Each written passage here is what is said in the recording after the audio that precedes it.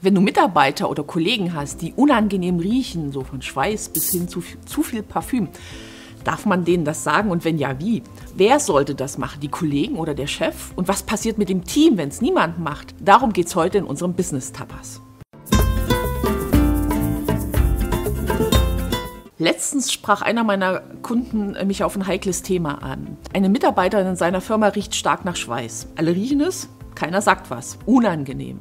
Für alle. Aber was tut man in so einem Fall am besten? Erster Tipp, sensibel und diskret vorgehen. Zweiter Tipp, als Chef nicht auf den Mitarbeiter abschieben, sondern selbst das Gespräch mit dem betroffenen Mitarbeiter suchen. Rein rechtlich gesehen hat der Arbeitgeber die Pflicht, seine Mitarbeiter zu schützen. Auch vor einem unangenehm riechenden Kollegen. Hat der Mitarbeiter sogar Kundenkontakt, dann hat der Chef das Regelrecht verlangen, weil das zum gepflegten Auftreten gehört. Laut Arbeitsrecht kann das bis zu einer Abmahnung oder zu einer Kündigung führen. Aber das ist ja nur der rechtliche Aspekt. Im Miteinander in einer Firma empfehle ich meinen Kunden immer, als Chef das Thema aufzugreifen und nicht an einen Mitarbeiter zu delegieren oder einen Mitarbeiter vorzuschicken.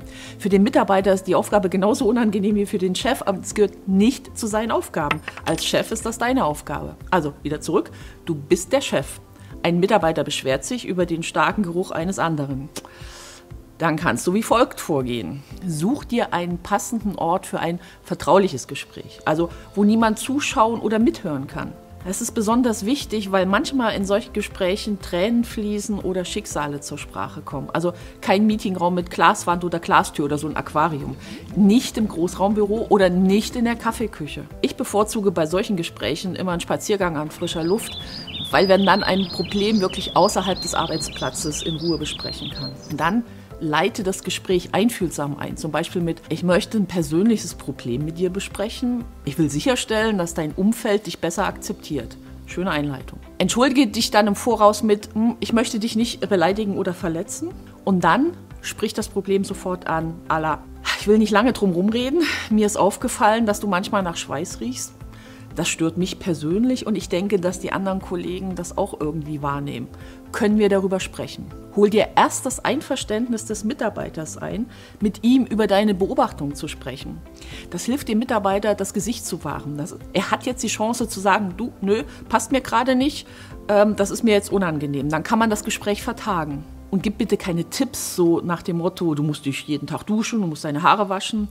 Das steht dir nicht zu und das ist echt übergriffig. Nach der Einleitung fragst du, ob dem Mitarbeiter das bewusst ist und wartest seine Antwort ab. Auch wenn das gefühlt Minuten dauert, halt den Mund, warte. Der Mitarbeiter muss diese Nachricht erstmal verdauen und das ist dem mit großer Wahrscheinlichkeit sehr, sehr peinlich. Also kurze Zeit, Ruhe, Pause. Und dann kommt aus meiner Sicht der schwerste Teil des Gesprächs.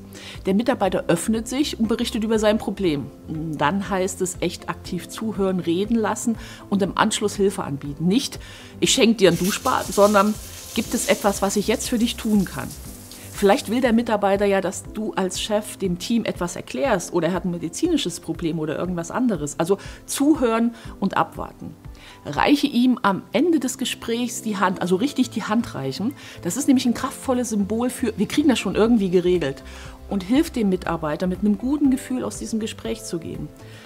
Und sichere dem Mitarbeiter nochmal zu, dass das wirklich ein privates, vertrauliches Gespräch war. Im Normalfall reicht ein Gespräch, um das Problem anzugehen. Jetzt kann es natürlich aber auch sein, dass der Mitarbeiter komplett anders reagiert. Also sich vielleicht angegriffen fühlt oder alles abstreitet. Dann bleibst du ruhig und bittest ihn, in den nächsten 2 Wochen darauf zu achten. Und vereinbarst sofort einen Folgetermin in 2 Wochen und sagst dann beispielsweise: Gut, lass uns das Gespräch auf in 2 Wochen vertagen. Passt dir Tag X um die Uhrzeit Y. Hat den schönen Vorteil, jetzt kann der Mitarbeiter nämlich in Ruhe reflektieren und vielleicht schon was ändern. Wenn das nächste Gespräch dann ansteht, kann das Problem schon längst gelöst sein. Wenn nicht, ja, dann kommt natürlich die nächste Eskalationsstufe und du musst dein Schutzrecht gegenüber dem Rest des Teams ausüben. Wenn es allerdings so weit kommt, dann kannst du schon mal anfangen, einen neuen Mitarbeiter zu suchen, weil das ist echt schon eine harte Phase. Eins darf nicht passieren, dass die ganze Sache im Sand verläuft. Also dann verlierst du den Respekt deines Teams, weil du dich nicht gekümmert hast, und den Respekt des betroffenen Mitarbeiters, den du zwar angesprochen hast, aber das nicht nachverfolgst. Wenn du zu den weniger empathischen Chefs gehörst, was ja sein kann, und es dir schwerfällt, solche Gespräche zu führen, dann lass uns im Vorfeld gemeinsam das Gespräch vorbereiten. Also wenn du den roten Faden für solche Gespräche einmal erarbeitet hast, dann bist du für jedes Gespräch in der Zukunft gewappnet. Und genau das wünsche ich dir als Fazit dieser Business Tapas zum Thema Du stinkst.